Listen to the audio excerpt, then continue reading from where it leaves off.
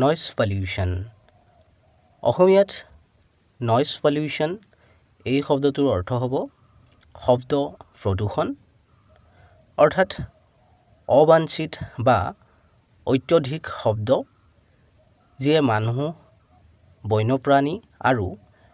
পৰিৱেশৰ ক্ষতি কৰিব পাৰে অহা দুটা বাইকৰ সহায়ত আৰু বেছি ভালকৈ বুজি লওঁ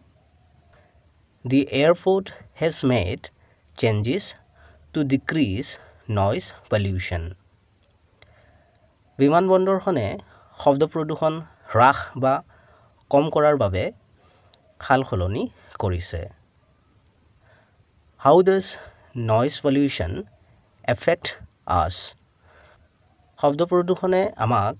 কেনেদৰে প্ৰভাৱিত কৰে চেনেলটো ছাবস্ক্ৰাইব কৰি ল'বা কাৰণ এনে ধৰণৰ ভিডিঅ'বোৰ ইয়াতে পাই থাকিবা